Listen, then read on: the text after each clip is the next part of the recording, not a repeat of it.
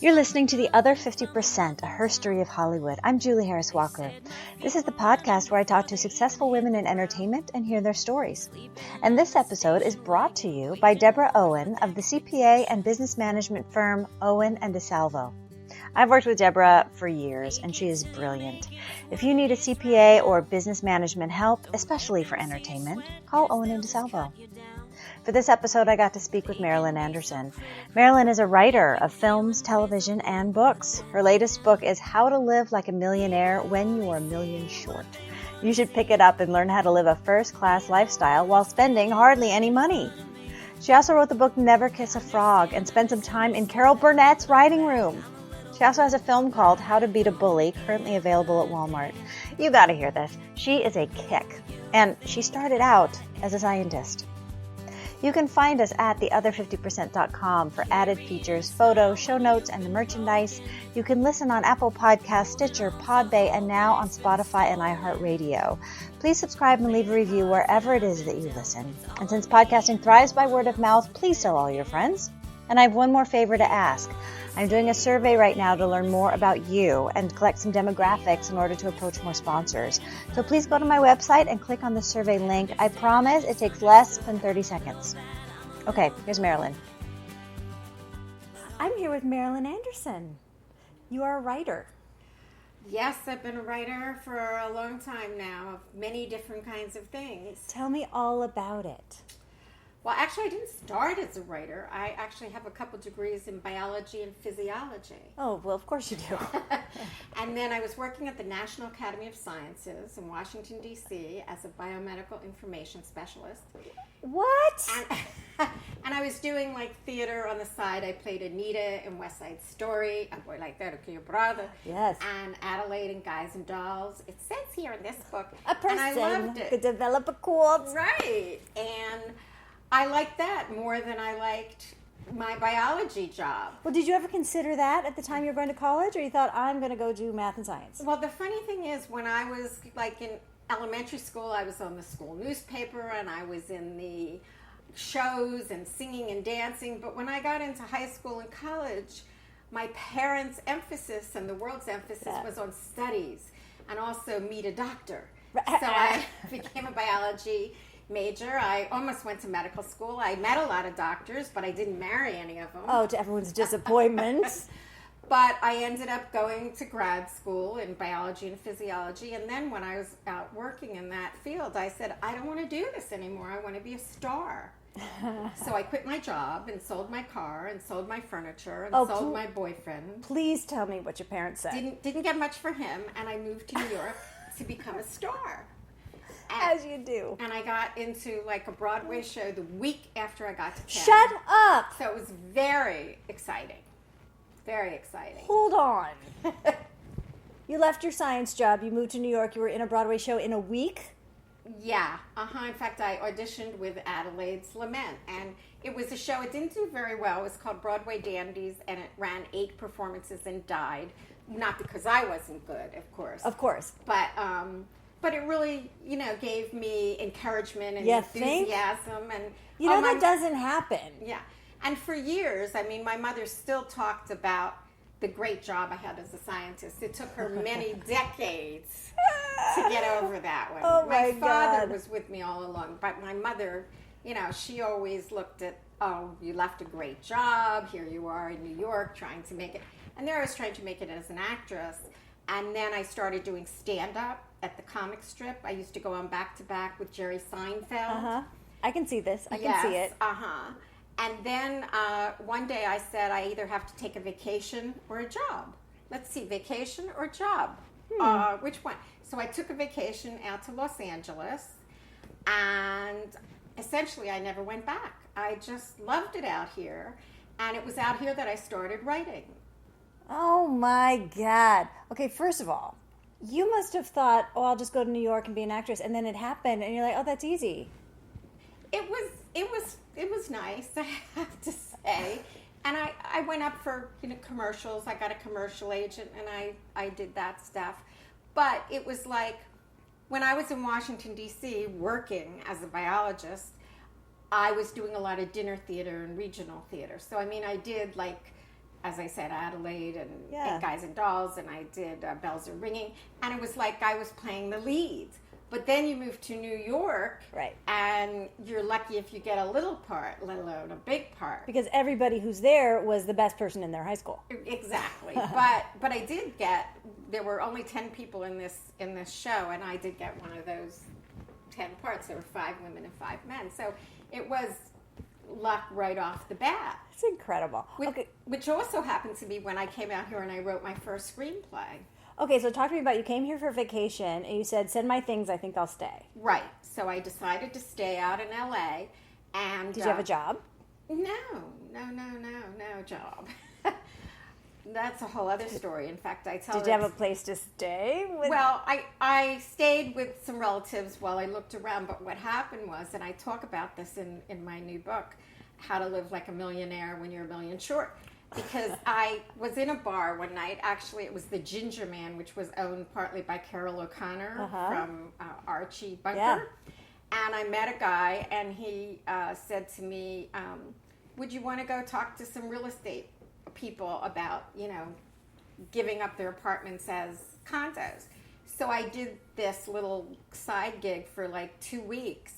And then he said, we need somebody to like live in this big house and just take care of the rents and pay bills. So I lived in a 2-story, 3-bedroom, 3-bath apartment with a black Italian marble bathroom, a marble staircase, 2 living rooms, one sunken from the other, and I was paid to live there. I was alone. I mean, I didn't have to do anything for anybody. And it was there, actually, that I wrote my first screenplay. I would love to meet your team of guardian angels. Because they're really good. Yeah, so it was really interesting. It was in Westwood, which is a really nice area of Los Angeles, of course.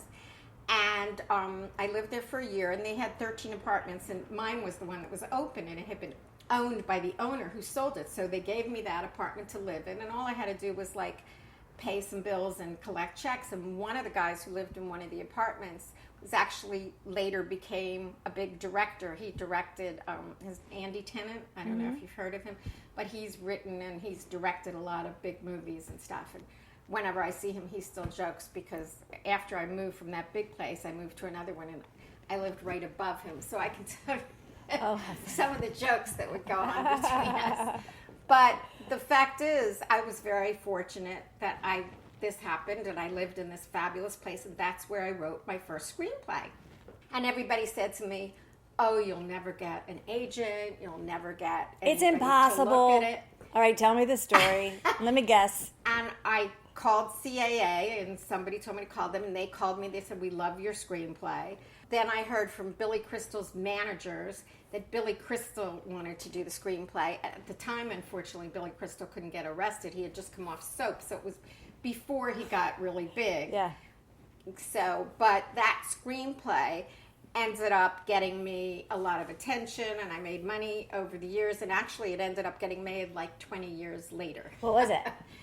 Well, what it started out to be and what it ended up to be are a little bit different. It ended up as a TV movie on Lifetime. And they named it something different than I would have named it. They called it Making Mr. Right, which was actually the name of another screenplay that was more famous. But this starred Dean Cain and Christina Cox, and it was based on that screenplay that I wrote 20 years before, really. You're like, I'm in LA, I guess I'll write a movie. Yeah, well, I had an idea, and I said, why isn't this a movie? This should be a movie. And I wrote it, and as I said, I got a lot of meetings and a lot of attention. And after that, I started writing some sitcoms, and I sold some sitcoms. And the way I got my first job was, at the time, I didn't have a job, as I said, and that's one of the things. People, I have to tell you, Julie, people have always said to me, because I don't have a job a lot. I mean, as a writer, sometimes you have a job, and sometimes you could go months or a year or you're years a freelancer without a job. Exactly. But I always had a great place to live and a great car. And people would always say, "How does Marilyn live?" Yeah. She must have family money. And I don't have family money. But the funny thing is, one of my old writing partners, he used to say, "What are the 3 questions of the universe? What is the meaning of life? Is there a God? and how does Marilyn live? And he had a very close friend who passed away who was a big Hollywood producer.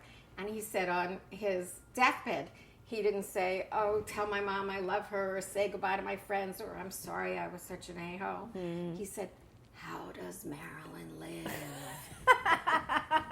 No. So that's what I did with this new book that I wrote, which is How to Live Like a Millionaire When You're a Million Short. Yeah, could you tell me all about that? Yeah, and I finally am divulging the secrets. Yes, please, bring it. Of how I live. And I talk about, I tell some of my stories, like the stories I tell you. And I also give like zillions of tips on how people can do great things with very little money, from entertainment to shopping to travel to health and beauty, all kinds of things. And, I told a girlfriend of mine about a way she could go to a 4-star resort in Spain for 6 nights for free. And she said, oh, you're making it up. You can't. And I told her what to do. She went for free, 6 nights, 4-star resort in Spain. She said it's the best vacation she's ever had. There are people who have been there 15 times. And, this is just how I live my life. I go to theater most people, theater tickets can be, even in LA, $100 a night, $60 a night.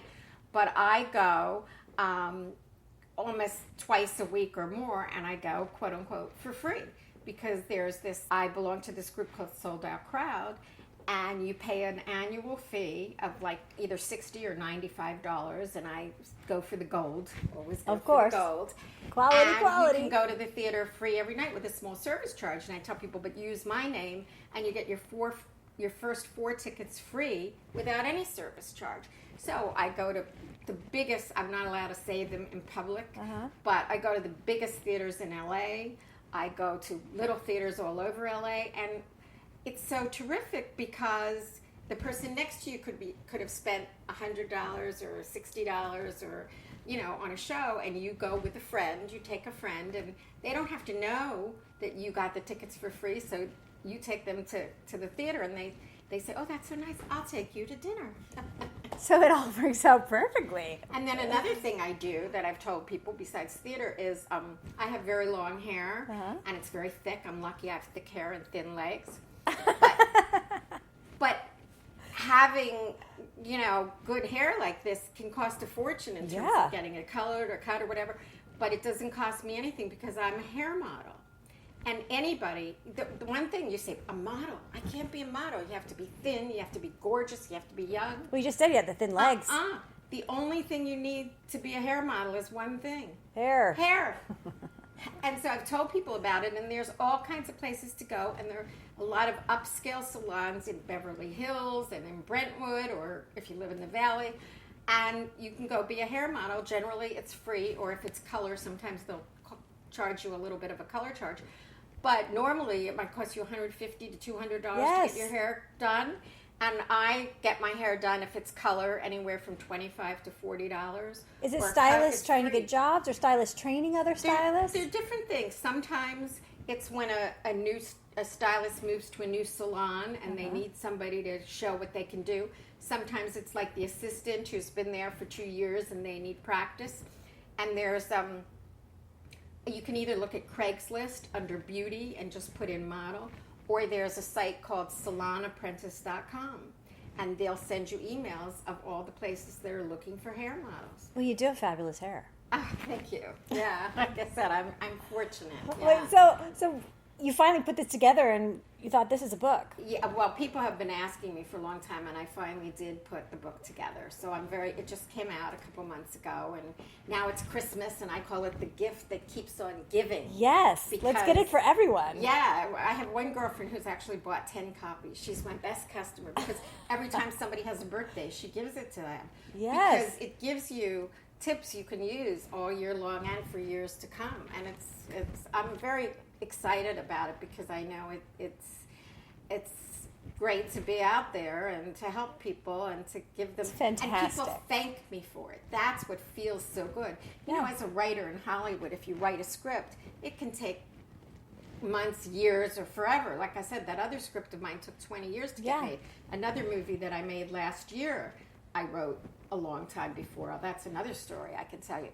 But these days, there's so many ways to get things out fast for people, whether it be YouTube videos or whether it be publishing their own books, or lots of people are going out and making their own movies now. And that's what's exciting about what's happening today. Let's say the title of the book one more time.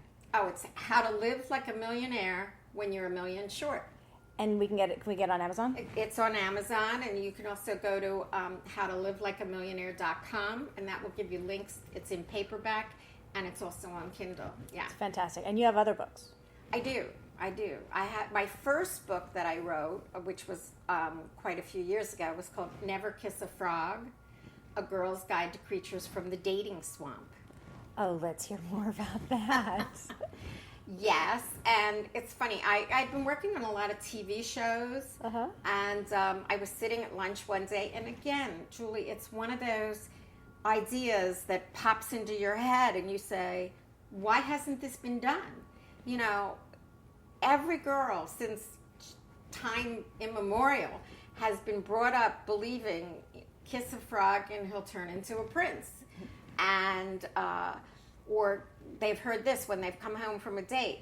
You have to kiss a lot of frogs before you find your prince. Right. But what I tell people is you can't find your prince if you're busy kissing frogs. Right. And so what Never Kiss a Frog does is each chapter is a different frog. And it has stories and illustrations, and it has wart warnings.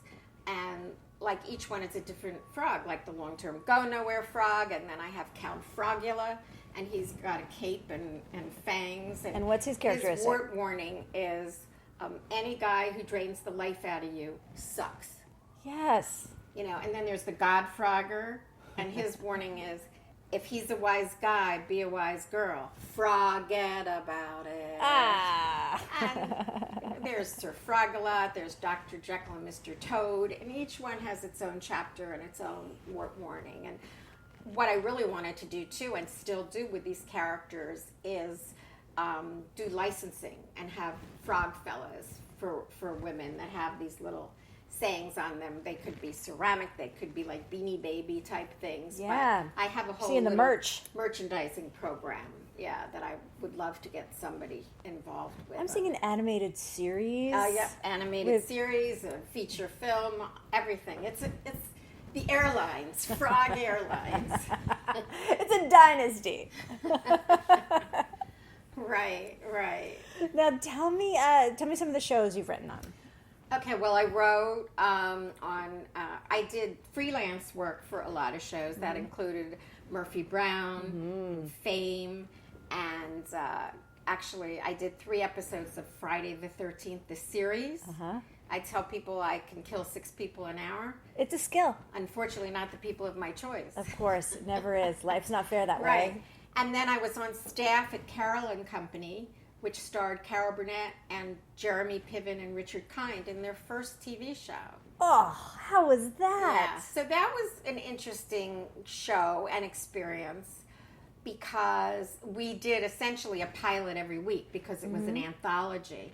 And so there were a lot of problems as the show went on because it's not like a show where you already have set characters and set locations, and every week you had to create something entirely new. And now, there's a lot of talk going on in Hollywood and everywhere about sexual harassment. And it was me and one other gal in a writer's room with 12 men. For a Carol Burnett show? Yes. There were 12 male writers and 2 female writers. And I can tell you that room, and particularly in those days, this was in 89 and 90, and when you were on a show as a writer, you want to be one of the guys. Yeah. And I'm certainly not a prude in any way, and I actually just wrote a buddy comedy about 2 guys who are young guys, and these days, especially before Harvey Weinstein, I don't know what's going to happen after, but if you look at what's been in the movies with Seth Rogen and James Franco, and I mean that whole crowd, there's nothing that they don't do in film these days. In terms there's no line anymore. Raunchiness, right? And even Amy Schumer in her train wreck, which was very funny, but it's very graphic. And Bridesmaids. And very now Bad dirty. Moms. Exactly. Yeah.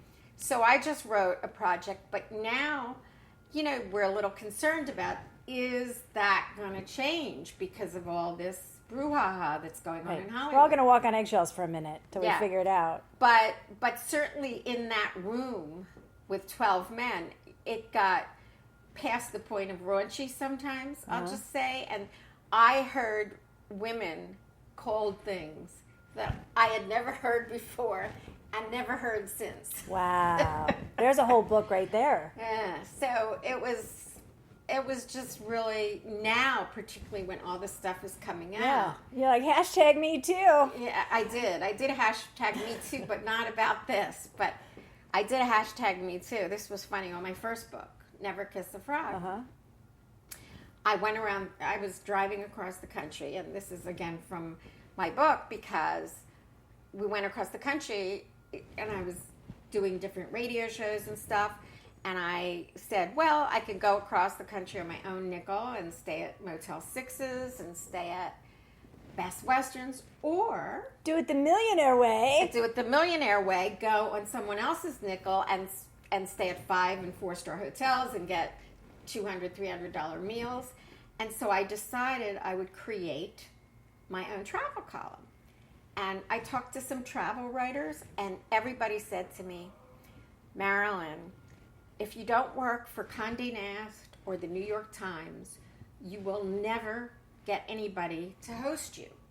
Hotels won't do it unless you're writing for some big, well-known outlet. Well, cut to, for 5 years, I went around the country. I stayed in the honeymoon suite at the Hotel Monterey and Spa. I stayed at the Ernest Hemingway suite at the Hotel Monteleone in New Orleans. I stayed at a plantation in Natchez, Mississippi. I had a 5-star, all expenses paid trip to Taiwan. And once when I was there, we went all around the country by bus, by train, by plane, stayed at the most phenomenal places. So how? I started this column, this travel column. Where? Well, this is funny. After I wrote Never Kiss a Frog, I was interviewed for a magazine, Agenda magazine, because she wanted to know about Never Kiss a Frog. And so when she was done interviewing me, I had this brilliant idea. And I said, do you have a travel column in your paper? She said, no. I said, would you like one? She said, oh, yeah. So I just started the travel column there. So I did a lot of articles for Agenda. And then there's a magazine, Splash Magazines Worldwide, that uses a lot of freelancers. And it's not that they even pay you, but the good news was, I could go where I wanted to go and do what I wanted to do. And I wasn't like under a heavy deadline for, if I was writing for like a Condé Nast or a New York Times, I'd have like, oh, I got to get this in, and oh, they don't like it, I have to do it over. And this really left me more autonomy, which I really enjoyed. And over those 5 years, I went to fabulous places and did things. I was at the Bob Bondurant School of High Performance Driving in Scottsdale. I was up in a hot air balloon. I did zip lining. I saw every Broadway just whatever show. You wanted to do. Yeah. Yeah, I'll write about it in my column. Yeah, and got comped for it all. And smart. And it's not about, it's about being resourceful. That's all. Yeah. I have to tell you one other thing. There's more. Because this is a good story. Yeah. And it's talking about people, and this is even in your career.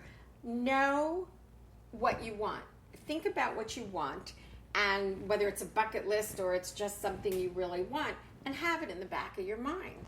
Like, for years, I had a very wealthy girlfriend who used to go to Canyon Ranch Spa all the time, which is a very exclusive spa in Arizona. I think they have one in the Berkshires too, but this was in Arizona. And it cost and this was years ago, $5,000 for 4 days. But she always went, and she always had the best time, and I just put it in the back of my head. if I ever get the chance, I want to go to Canyon Ranch Spa. Well, cut to several years later, I get a call from a girlfriend, and she's doing a bachelorette auction, and she wants to know, do I want to be a bachelorette? Well, I'm game, the idea of having handsome strangers bid on you. I mean, it sounded like fun, right? So I said, sure. So all the people who were bachelors or bachelorettes had to get, their own quote-unquote date. So some of them got, like, dinner at a nice restaurant for two, or somebody got a round of golf with lunch at the clubhouse. And you got it donated from the businesses? Yeah. So I said, aha, Here's this my is ticket. for the American Lung Association. I'll call Canyon Ranch Spa. So I called up Canyon Ranch Spa, and I said, doing a charity auction for the American Lung Association. So legit. Would you donate 2 rooms, because I wasn't going to stay with whoever bid on me, in the same room, unless I really, really liked it. Well, you want the option, but not a requirement. Right. And they said yes. And so I got the stay at the Canyon Ranch. I got, at the time, 2 airline tickets donated. I got a limo donated. And I have to tell you, that night, it was actually in Oxnard at a hotel, but they have a little reception first at the hotel. And actually, I brought a shill with me because I had a guy friend who wanted to go. And I thought, if somebody horrible bids on me, you got to outbid them. So at the cocktail party, I meet this really cute guy, and so then the bidding starts, and I had, of course, the best trip whatsoever. Not to mention that I wasn't the best girl. Best prize all the way around. But, so anyway, so we did so at the end, there's only, it starts out 200, 500, 600. So as it got up, everybody dropped out, except my shill, who knew how much it was worth, and this really cute guy. And I'm like, waving my head, winking at your friend. I'm telling him, don't bid, don't Drop bid, out. I want to go. And the handsome stranger won it. And he won the trip, and we ended up going to Canyon Ranch Spa, about a month later. We did not end up being a couple, but it was fine. But the other thing I did, Julie, was I turned it into a screenplay, because it was such a cool idea about, having a stranger bid on you. Yeah. And I wrote one screenplay that was based around that idea, and I made up a lot of other things. How did it turn out in the movie? Did they get together? Well, yeah, and then I ended up using it again for the one that ended up being on Lifetime. And so it did end up, it wasn't the same one that I wrote for this other film, but I ended up using that for the one that I would have called the most eligible guy in Manhattan, and that became Making Mr. Right. But so you could take all your experiences, especially as a writer, and use them in different parts of your writing. That's so fun. So are you the person whose friends watch what they say in case they end up in a script somewhere?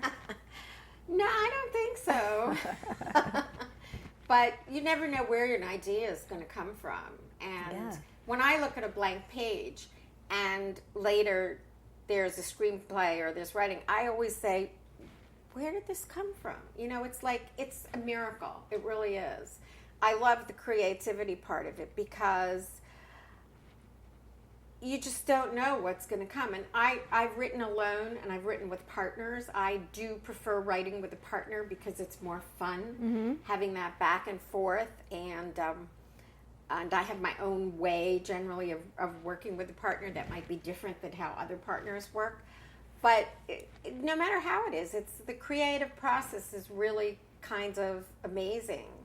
And do you almost feel like it comes from someplace else? Sometimes I don't know where it comes from.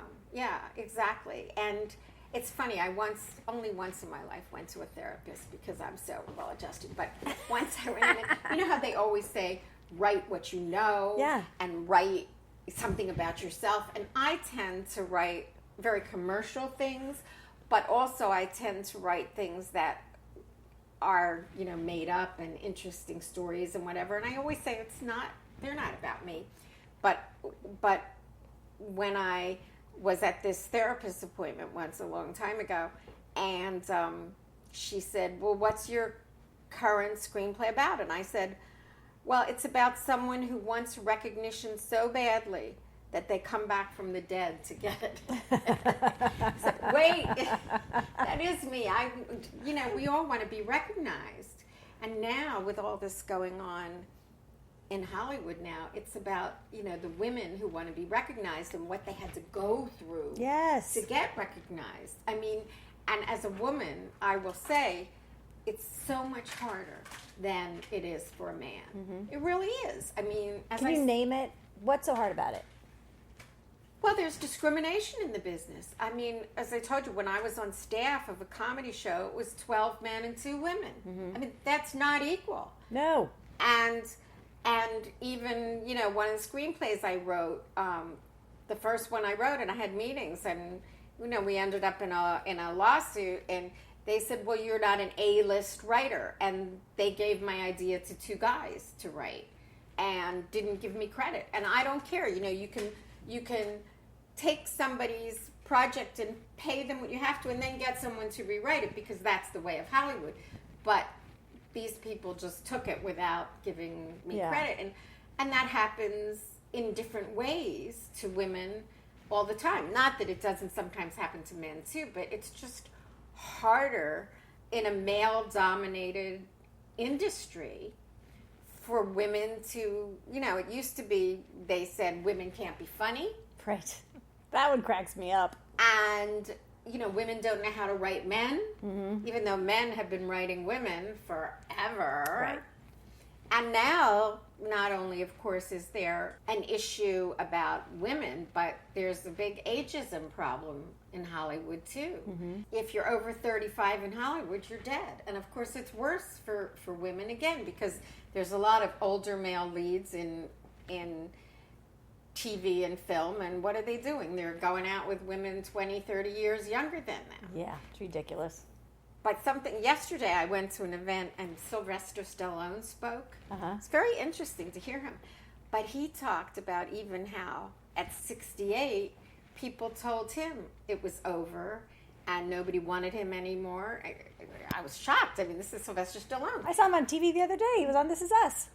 Well, what happened was, and he talked about it yesterday, was he said when he wrote the Creed story, he went to all the people that he had made zillions of dollars with, and nobody wanted to do it. They said, you're old, nobody wants you, you're washed up.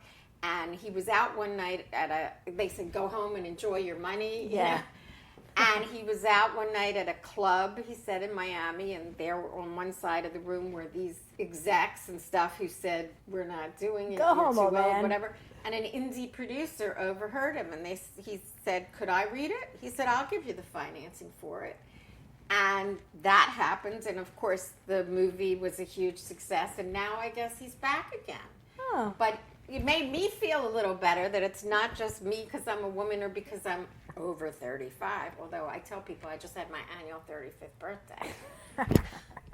But if it's even happening to Sylvester Stallone. Yeah, and he talked about what a difficult business it is. So it was interesting to hear. Isn't it funny? Because it actually takes you some time to get some real experience in your life and in the business. That should be worth something. You would think. You would think. Yeah.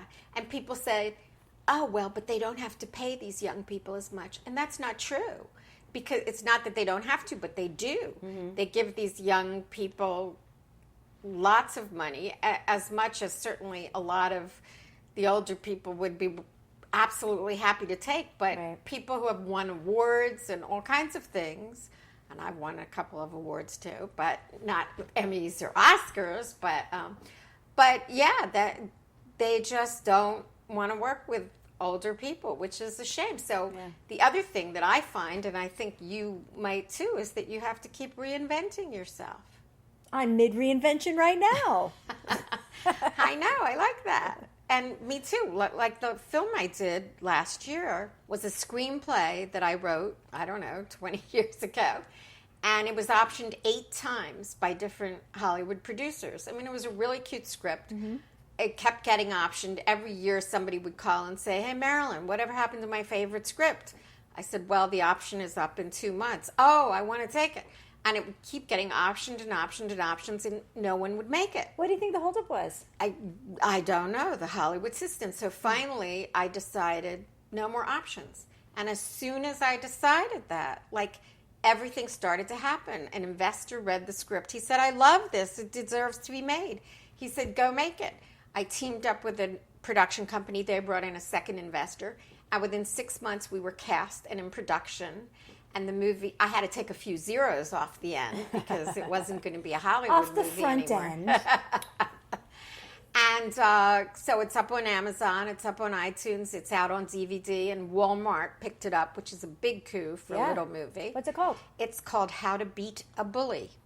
And it's like, it's a Home Alone kind of comedy, but with an anti-bullying theme. Mm-hmm. And I'm very proud of it because I stopped waiting for Hollywood and I said, I'm just going to go make this. And I did it. It's great. Yeah. It's great. And it's so timely. I'm surprised that no one... Well, it was waiting for you. Yeah, to do it just, and the thing is that it had a different title over the years, and it still got interest, but then I decided to change the title to How to Beat a Bully because I thought that title alone is going to help marketing and stuff. Yeah. So that what was it called before? It was called Son of a Gun. Well, that's less clear as to what it is. Yes, because what it is, it's about a kid who moves to a new town, a 10-year-old boy moves to a new town, and he gets bullied by all the kids. Uh-huh. And he doesn't want to be bullied, so he's watching TV one night and sees this gangster thing. And so the next day when he goes to school, he tells the kids that his father is a hitman for the mob. Well, of course, nobody believes him, but his father is an inept insurance salesman who keeps telling people they need protection and to take out a contract. And so then the rumor spreads through town that his father really is a hitman. Oh, how funny. And he becomes a little godfather in the schoolyard. And then the real mob finds out, and they think the father is horning in on their territory. So they capture the dad, and the kid and his new friends have to save his dad from the mob. So it's a little fun thing, but it has the theme and the end point. It's better to be friends than bullies. Yes. So many stories of bullying are sad or depressing or unhappy. Tragic. And tragic. And we wanted to present something that could be fun and provide laughs and smiles for parents and kids, but still have that theme of, come on, everybody. If you're friends, you really have a better life than if you go bullying kids. Yeah. So we're actually finishing the novel of it, too. And we're also going to do a music video of the song, How to Beat a Bully. So we have... How about a musicale? We could do that, too. Let's take it back to Broadway. See, all my projects, I like to write commercial things. And so they all have spokes of a wheel that could be bigger than just the one thing themselves. Yeah, I love it. So you are still in it, doing it. I'm out there trying, that's for sure. What I need to find is somebody younger who, will take it over when I can't do it anymore. And they get my whole portfolio of things to carry on as my legacy. All right, you hear that? She's looking for a protege. Yes. I went to mentor someone. Now, did you have a mentor? No, I did not. As I said, I moved here to LA. I didn't really know anybody. You just figured out the beast? And so I did what I think everybody should do is you just go network and you meet as many people as you can and and the other thing is I believe in shameless self-promotion. Nobody likes your project as much as you do. You have to go out there and meet people and talk about it. And I've had a lot of agents over the years, but only like one agent ever really got me a job. The rest was all through going to places and meeting people, whether it's parties or events or seminars or, and don't be afraid. Go up to that person afterwards. Introduce yourself. Find something, a connection that you have. Don't be afraid to go, present yourself because nobody wants it as much as you do. And there's, thousands of other people looking. Yeah. And it's not always about the most talented. It's about luck, too. It's about being in the right place at the right time and having the script in your pocket. Having the script in your pocket, or I remember, believe it or not, I can be shy when it comes to... I don't believe it. No, with authority figures, I'm very shy. But, if I have a drink or cocktail... You loosen up. I loosen up. So I was at a Christmas party at the Writers Guild one year, And it was when Quantum Leap, the show, was big. And I loved that show. I mean, I really was into that show. And at the time, I had just been writing, comedies. And but Don Bellisario was there, who ran Quantum Leap. And I had been, had a couple of drinks. And I went up to him and I just sincerely said to him, yours is my favorite show on TV. I mean, it works. It's funny. It's dramatic. It's historical. It's, and he says to me, would you like to come pitch for the show? I mean, he'd never read anything I wrote. Did he know you were a writer? From Adam. Well, I was at a Writers Guild party. Right. Yeah. But, and he set me up. He wasn't even working on the show anymore. But he set me up with a show, and I went in, and I pitched, and, we got an assignment. So it was really kind of So you ended up working on that show? Well, I just did it's so funny. They said to me, when they called me, they said, we have good news. After I pitched to them, they said, we have good news and we have bad news. Which do you want first? Which did you pick? I said, the bad news. They said, the bad news is we're not going to do any of your shows. The good news is we liked how you came up with stories so much, we're going to give you one of our shows to write. Okay. So you never know. I mean, that's it. And the same thing with Friday the 13th, the series. And I ended up writing 3 of those. I only was a comedy writer, but I went to an event where the producers of Friday the 13th were there. And I went up to them afterwards and I said, I'd love to come pitch for your show. And they said, well, do you have a sample? I said, I have a Cheers script. Same thing. So I gave them a Cheers script and they said, or they read it and they said, well, it's funny, but, this is a horror-oriented show. But, come in and pitch, And I went in and I came up with, amazing ideas. And they liked them so much, they hired me to do 3 shows. It's fantastic. Now, when you go in and pitch for a show that's existing, are you pitching storylines where the show could go? What does that pitch look like? Oh, yeah. Well, yes. In fact, it used to be in TV that when you wrote a spec, they only wanted to see specs of shows that are on the air. Yeah. Is that still how it works? Well, no. These days, people are more interested to see if you have an original voice. So a lot of places are looking for pilots just to see. They're not necessarily going to make that pilot, but they like to see what your voice is as a writer.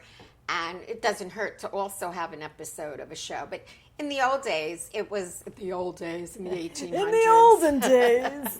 It was much more, this is how you do it. So you would have to have a spec of a particular show. And usually that show would not be the one that would hire you. It would be another show that liked how you did that show. Mm-hmm. But these days, like I said, they're much more interested in seeing original things. But then after they say they like your writing, then you do go in and you pitch ideas for their show, for their characters. What would they do? Where do you see them? Where will it go?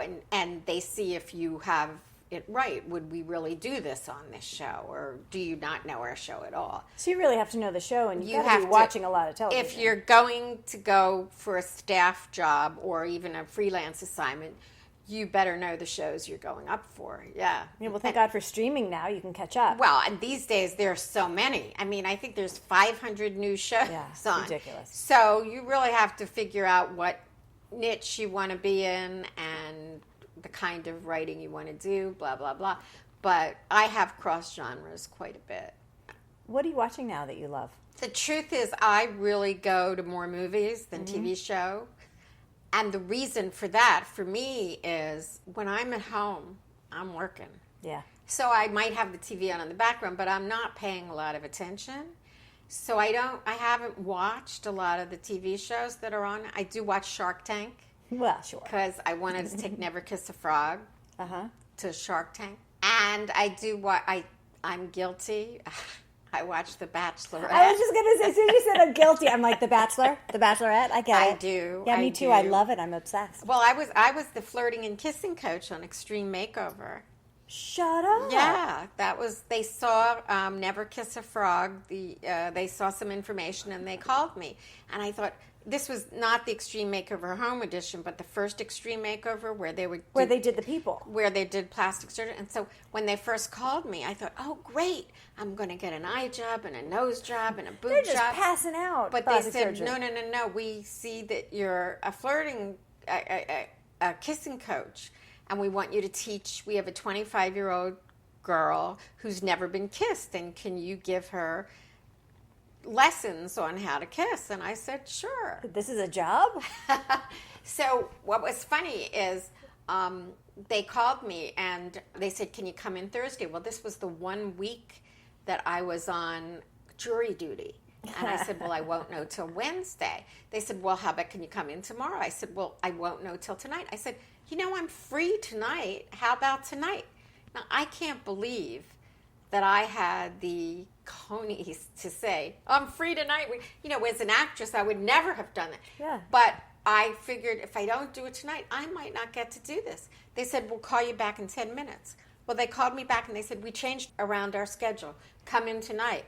And meanwhile, they wanted me to give her kissing tips. Well, that's not what Never Kiss a Frog is about. But of course, I went on the internet and I found different things. Yeah, how do you coach someone on how to kiss? Well, they said, what would you do? And I said, I would find her somebody to kiss. And I'd let her practice. So they got somebody to kiss, and I went in and I gave her kissing tips and stuff. And they got this really cute guy. And I said, honey, if you don't want to kiss him, I will. So I was really excited that I had the wherewithal to say, I'm not sure if I can do it, but can I come in tonight? And they did it. And this is another thing that's in my book, Carpe Diem. Mm-hmm. Seize the moment, because you may never get it again. So I learned that. And then the funny thing is, a couple months later, I get a call from a big producer and a big editor of a newspaper. And they said, we heard you're a Hollywood kissing coach and that you coach stars before they do big love scenes. Like, oh, yeah. Can you tell us some of the scenes and stars you've coached? And I said, it's confidential. I'm not allowed to tell. But that's what's so funny is how one thing can becomes a whole story. And the next and the next. So my advice always to everybody is be open and flexible. You never know which door is going to be open. And then carpe diem, when that moment comes, say go yes. for it. Because what's the worst that can happen? Things come from the weirdest places. Yeah, and how fun that is. Yeah. And I've just noticed on your table you have this frog bowl. Is that some of your merch? Oh, well, this isn't mine, but I have, after I wrote Never Kiss a Frog, everybody gave, my other room has all my frog stuff in it. So and funny. I have actually a Never Kiss a Frog corner in the kitchen, and I have a Hollywood corner over here. So I do thematic things, but people used to give me frogs everywhere. Me too. You too? I had 1,000 frogs when I was a kid. Someone got the idea that I collected frogs, and then I think my nickname as a kid was Froggy. Really? Yeah, and then suddenly I had 100 frogs, and I never intended to collect frogs. It happened. Yeah, well, I collected a lot of human frogs, of course, who I wrote about. But after that book, everybody would give me frogs. So yeah, that's great. Frogs. Now, were you ever married? No, I say I haven't been married, but I've been in several long-term relationships. If I had been married, they would have been short-term relationships. Well, know thyself. Yes. And people say, well, do you have kids? Oh, you'd know if you... I said, none that I... Do you have kids? I said, none that I know of. And they said, well, you'd know if you have kids. I said, well, no, I could have been an amnesiac, or I could have been in a coma for a couple years. And I mean, you never know. Yeah. Life could be like a soap opera. Yes, exactly, right. So, no, I haven't been married, but I've been in long-term relationships, yes. And I've written a lot of romantic comedies. Yes, good. Tell me this. Are you a success? Aha, what a question. Right. Okay, this is true. I say two things. I say, if life were fair, I would be one of the most successful and richest writers in Hollywood. Because, I really have confidence in my work, and I know it's good, and I have more confidence in my work than in the people reading it. Mm-hmm. But as I said, it's not only hard work and talent, it's a lot of luck. And I've made some choices that, if there was a day I could go back to, I know the day I would go back to. What day? To change the course of things, although you never really know what's going to happen when you do that either. So, can we hear about that day? Well, the road not there's taken? a couple days I would change, yeah. I did get an offer, and I got a contract from one of them is from a big licensing agency who wanted to license Never Kiss a Frog. And they did projections of all the kinds of merchandising and licensing, from apparel and clothing and tech stuff and a whole thing, that I would be making millions and whatever. And long story short, my lawyer wasn't as familiar with licensing as with entertainment law, and he took too long, and the time didn't work out, and the deal didn't happen. So I would go back. That's one day I would go back to and sign those papers without even having my lawyer look at it. And that's one day I would go back to. And another day I would go back to was I had a really big agency that was interested in my very first screenplay. I called them the Agency of the Superstars, ASS. And the day I would go back to there is the strike happened, a writer's strike, one of the many. And another agent said, oh, they're not doing anything for you. And he convinced me to move from them, and I wouldn't do that. That's another day. And there's probably maybe 2 other days. And the funny thing is, the days that I would go back to, they all have to do with my career. They don't have to do with, would I get married? Life. Would I do this? Whatever. Yeah. But I also have to say that I've had some success, and I'm very proud of the success I have. I think, considering all my talent and hard work, I should be more successful in terms of what the world or what Hollywood views as successful. But I'm proud of what I've done, and I know I have done good work. So, yeah, I'm a success, but I should be more success. Oh, 2 other things. Yeah, I said, if using your brain burned calories, I'd be the skinniest woman alive. That's a good one. Yes, I'm Marilynism. So, yeah, so there's certainly, 2 roads that I could have taken. So many times, like, I got offered 2 things at the same time, and I had to make the choice. And if I went back, maybe I would make the other choice. But again, you never know. I look back at when I had written a screenplay that took place in the Amazon, and I still have it. It's a really good, high concept screenplay. But there was another woman, Diane Thomas, who wrote the famous script that came out with Michael Douglas and Kathleen Turner. So she got very famous very fast. And Michael Douglas wanted her to write the sequel, and she didn't want to do it. And he gave her a Porsche so that she would write the sequel. And she started running with this young gigolo or something. And suffice it to say, in the Porsche that Michael Douglas gave her, she went off Pacific Coast Highway and passed away. Oh, my God. And, there's now a Diane Thomas Foundation or prize, for screenwriting. But the point is, she had success very early, but she ended up dying young because of it. So I always wonder, what's better, to have your success and then die young, or spend your life struggling and trying to get there, but you live, to a ripe old age, but you never get what's your real dream. Yeah. So I don't have an answer for that. Well, maybe it's not all or nothing. All right, tell me this. Are you a badass? No.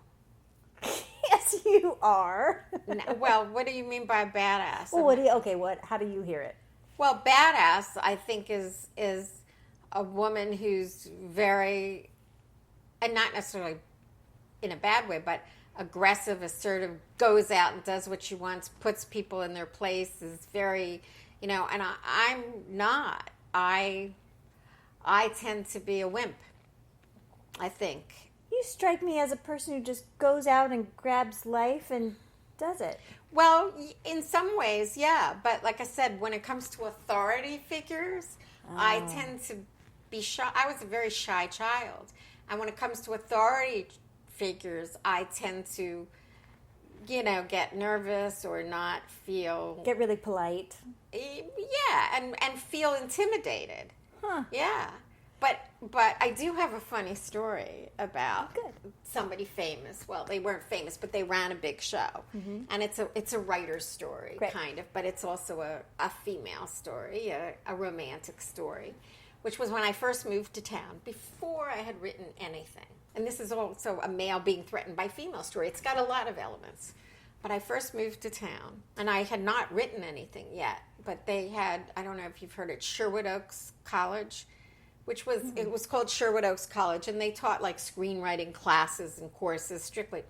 So I went to Sherwood Oaks College for a weekend seminar, and it was on writing. And like I said, I hadn't written anything yet, but I knew, but I was getting, I was getting into the thing. So I went to a thing, and at the time they showed the people who had created and the producers of The Jeffersons were there, okay? And I was watching. It was two guys, and one of them I thought was very, very cute, right? Very cute. And, after class, everybody runs up to the people, but because I'm shy and intimidated, right? I don't run up to people in a class, but I was sort of looking at this guy, and I even thought he was looking at me, but I couldn't go up to him after class. And I met another young man who was also in the class, and we went out for Chinese food afterwards. So the next day, they were having another class. So as I'm walking in, one of the guy who I thought was so cute on stage the day before starts walking in. And he says to me, I was wearing a cowboy shirt, and he was wearing a hat. He said, I like your shirt. I like your hat. He said, you disappeared last night after class. So it was very exciting. So they showed an episode of Taxi. And in the episode of Taxi, they had a guy from Alcoholics Anonymous on. So I decided after class, I was going to say to him, hey, the guy from Alcoholics Anonymous isn't looking. Do you want to go have a drink? Because I thought I was going to. But he left before the class was over. Oh, no. So what I did, here's where my creativity comes in. He was, like I said, the producer of a TV show. So what I did is I got 4 cards that were fun, and I sent him a card a day for 4 days without saying who they were from till the last card. Like the first card had a picture of a shirt with cleavage, and I said, I smiled when you said you liked and I mailed it. And the next day I found a shirt, and I said, shirt. And I had told him that I had gone for Chinese food afterwards, and so I found a picture of something Chinese, blah, blah, blah. So on the 4th day, I put in Chinese fortune cookies that said, Jewish girl and Irish man meet for drink, if you believe in fortunes. So I sent him 1 card a day for that. But the most exciting thing was that on the 3rd day, before I had even mailed my 5th card, he started sending me cards. He knew it was you? He knew who it was from, and what he did, he told me he called the school and said that I had sent him a script and he needed my address. And so he started, so that was how cute. A very romantic, cute meet. Yes. Yes, and we went out and we had, we went out for a little while, but that was very exciting when I first. But the funny thing is, he used to tell people, oh, she's a much better writer than I am. He was producing a show. The only thing I'd ever written that he'd ever seen was these cards. But that just shows you the male ego is so afraid of a woman being better than the man. Isn't that funny? I love that. Well, it's very romantic. Yeah. I'll say. Yeah. Oh, that's good. Okay, what advice do you have for people starting out? My advice is, number 1, if you believe in yourself, never give up. My advice is when you write something, get it looked at by several people, not just your mother or your father, but other writer friends. And if everybody points to the same thing when there's an issue, take it in, and if everybody points to a different issue, then maybe you're okay. And basically write what you love. If it's not something you know, I hate when people say, well, you have to write what you know. If you don't know something, you can research it. Yeah. I mean, when I wrote Friday the 13th, my first show was about witches and warlocks and covens, I didn't know anything about it, but I researched it. So Yeah, we have Google now. Yeah, and it's easier now than ever. But So I do believe write what you're passionate about, and then when you have it, go for it and never give up. Because my first thing that I wrote finally did get made, like 20 years later. The script of mine that was optioned 8 times and never made, I went out and made it myself. And also, one of the hardest things for a lot of writers, and this is whether it's a book or a movie or whatever, but with my book, you know, writing the book is probably the easy part. After it comes out, and that's whether you have a publisher or you're doing it yourself. The publicity and the marketing is as much work or more and as important. And people don't realize this. They think, oh, I have an agent. The agent's going to do it. Well, a lot of times the agent doesn't do it. And again, if it's a book, you have to go out and find ways to market it yourself. If it's a script, you have to find ways to get it to places yourself, to talk to people, to network. Even if you do have management, you're very lucky if you have management or agent who keeps sending you out. God bless you. You're so lucky. But I would say 90% of the people, even if they do have representation, the jobs that they get are often with people that they meet on their own and that they have a connection with and that they pursue. So you have to own your own career. Yeah, I think, and if it doesn't work one way, try it another way. You know, and that's, yeah. And I have, in my book, I have, you know, a lot of people have rules to live by. I have rules to live like a millionaire by. And a lot of them, you know, apply to work too. I say be open, you know, seize the day, make friends. You know, these work in life and in career as well as trying to be a millionaire. Now, is there anything else you wanted to say that we didn't cover? I mean, I know you have 30,000 more stories. I have a lot of stories. So I was going around to different radio shows, and I was in Philadelphia, and I was about to go on this radio show to talk about Never Kiss a Frog. And my boyfriend, we were going across the country together. He was the recipient of all my great deals, whatever. He was very lucky. Right. So we go in, and my boyfriend was with me, and the DJ, well, it was a talk show host, not a DJ, his fiancée was right there. And we're about to go on the air, and my boyfriend, you know, he used to take pictures of me with the talk show host. So he said, let me take a picture. So he takes the picture. We go on the air. So on the way home, my boyfriend says to me, when I took that picture, why was your mouth wide open? You made the funniest face.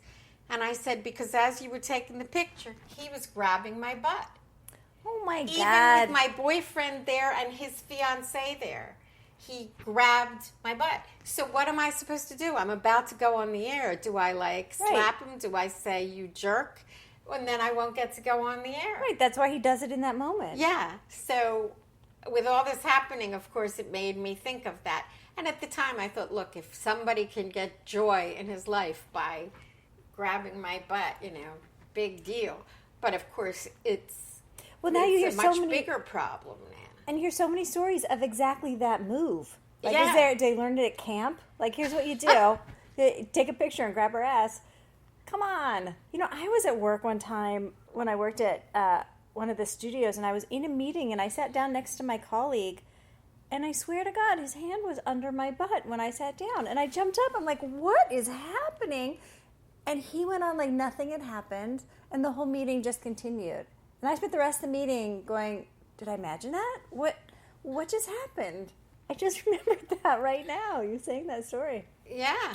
So, you know, that was a little Me Too. I've had some bigger Me Toos, but that was one that I actually put on Facebook when the Me Too thing happened. Do you know anyone who doesn't have a Me Too? Not really. Yeah, no. that's the question. No. But yeah, I mean, I just, I hope everybody will get a copy of How to Live Like a Millionaire When You're a Million Short. I don't know why they wouldn't. Yeah, and they can watch How to Beat a Bully online on Amazon. Thank you so much. This was so fun. Yeah, well, it was fun. You've been listening to The Other 50%, A Herstory of Hollywood. I'm Julie Harris Walker. I'd like to thank Marilyn Anderson for sharing her story, and special thanks to Kate McDougald for the editing, Jay Rowe, Danny Rosner, and Allison McQuaid for the music. Please find us on Apple Podcasts, Stitcher, Spotify, Podbay. Subscribe and leave a review, and of course on our website, theother50%.com, all spelled out in letters, for added features, bios of our guests, the survey, and the merch. And now on YouTube. You can also follow us on Facebook and on Twitter at Other50% and Instagram at Other50% Podcast. Thanks for listening. See you next time.